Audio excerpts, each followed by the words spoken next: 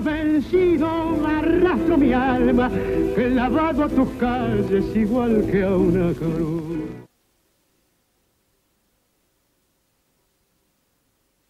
Bogotá era entonces una ciudad remota y lúgubre, donde estaba cayendo una llovizna insomne desde principios del siglo XVI. Me llamó la atención que había en la calle demasiados hombres de prisa, vestidos como yo desde mi llegada, de paño negro y sombreros duros. Es la ciudad que más me impresionó y que más me ha marcado mi llegada a Bogotá, esa tarde, a una ciudad gris. Ciudad cenicienta, con lluvia, con unos tranvías. No había una sola mujer, pero es que no había una sola mujer en la calle. Con 19 años, Bogotá fue el primer destino del viaje persistente de García Márquez, decidido a ser escritor y no abogado, como era la voluntad paterna. Allí vio publicado su primer cuento en el Diario de Bogotá, y allí asistió al suceso que determinó un nuevo cambio de rumbo en su vida. El asesinato del líder liberal Jorge Eliezer Gaitán, el 9 de abril de 1948, seguido de revueltas populares. Los hechos tuvieron consecuencias personales para el joven García Márquez.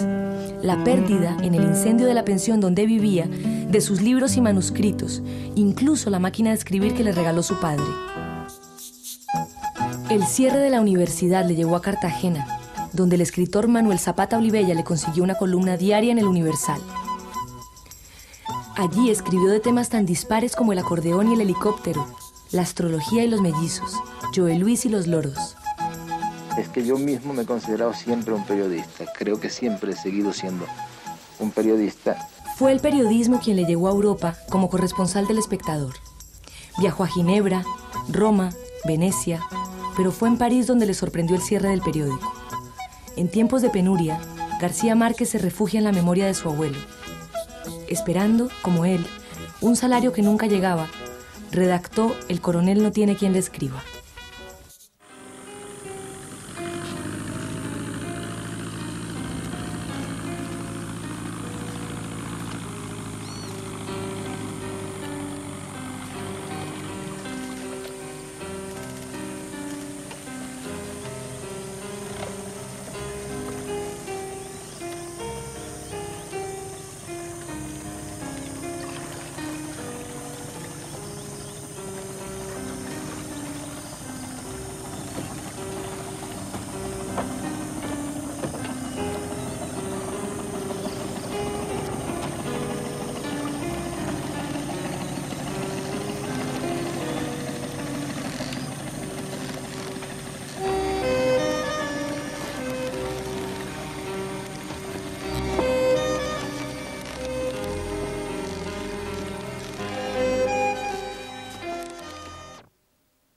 Entre 1959 y 1961, García Márquez fue representante de la agencia cubana de noticias La Prensa en Bogotá, La Habana y Nueva York.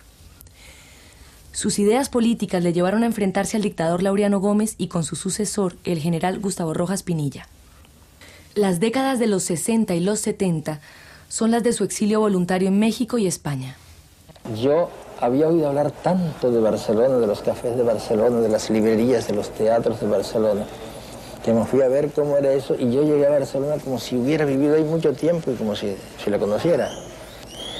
Y luego encontré que esas afinidades que tenía yo con mis maestros españoles, con los amigos españoles, con el carnicero español, el pescadero español, el herrero español, el zapatero español, entre los cuales nos criamos, seguían existiendo allá. Y todavía ahora me preguntan qué viene a hacer España, y digo, como siempre, a pelear con mis amigos españoles, porque armamos unas broncas tremendas y unas comilonas tremendas y vivo en una permanente erupción volcánica.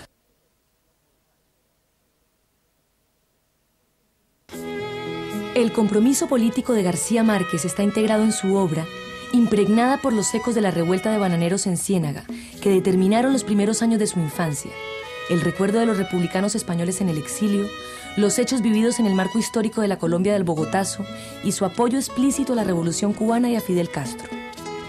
Nosotros en la América Latina, pero particularmente en México y en Colombia, fuimos formados, educados, formados por los refugiados españoles.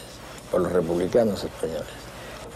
Entonces, los niños de esa época éramos republicanos españoles.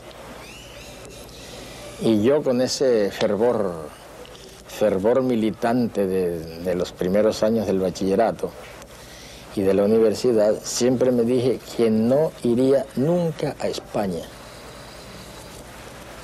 mientras no muriera Franco. Pero mientras tanto, era ya completamente republicano español. Conocía muy bien la historia de la guerra, la historia de la guerra civil, menos bien la historia de España, pero muy bien la literatura española. Tenía la nostalgia anticipada de España. Además, yo recuerdo los campos de Azorín, los campos de Machado.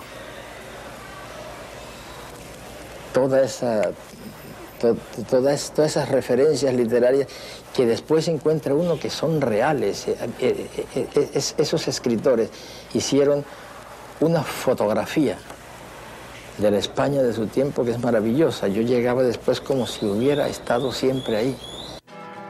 Bueno, acabo de escribir bajo una paloma una frase que dice: viva la paz con los ojos abiertos, porque creo que la paz que estamos tratando de encontrar no puede ser una paz ciega, sino una paz con ojo de cóndor. El compromiso de García Márquez va más allá de la lucha por el pueblo latinoamericano o la defensa de los derechos humanos. Su combate es una actitud vital en defensa de sus ideas, en la vida, en la literatura, en el idioma, en la palabra. Jubilemos la ortografía, terror del ser humano desde la cuna. Enterremos las H's rupestres. Firmemos un tratado de límites entre la G y la J y pongamos más uso de razón en los acentos escritos, que al fin y al cabo nadie ha de leer lágrima donde diga lágrima, ni confundirá revólver con revolver. Y que de nuestra B de burro y nuestra B de vaca, que los abuelos españoles nos trajeron como si fueran dos, y siempre sobra una. Es el García Márquez más combativo, fiel a sus ideas, transgresor, que no elude los temas más delicados que afectan a su propio pueblo. Hay ya unas desgarraduras, unos desgarramientos culturales muy importantes, entre ellos el del dinero fácil. El dinero fácil, que yo creo que es de las cosas más graves que está, la concepción del dinero fácil, que para qué trabajar tanto si haciendo la mulita, por una vez ya tienes para el resto de la vida. Eso es gravísimo, porque ya eso ha contaminado todo el país. La corrupción es inmensa, es enorme, y la tentación de la corrupción está por todas partes. Los periodistas norteamericanos saben todo lo que saben del narcotráfico en Colombia, que es mucho. Lo saben porque los periodistas colombianos lo han investigado, lo han destapado, y muchos de ellos han sacrificado su vida por esas publicaciones. En cambio, nosotros no sabemos nada de cómo es el narcotráfico dentro de los Estados Unidos, porque los periodistas norteamericanos hacen como si ese narcotráfico no existiera. Su posición comprometida le ha llevado a una relación de amistad con significados dirigentes políticos, hasta el punto que algunos le acusaron de buscar siempre el cobijo, la cercanía del poder. No, yo no es que quiero estar siempre cerca del poder. Es el poder el que siempre quiere estar cerca de mí. Yo no he escrito una línea que no sea sobre el poder. Y sobre todo sobre el más poderoso, importante, grande y eterno de todos los poderes, que es el amor.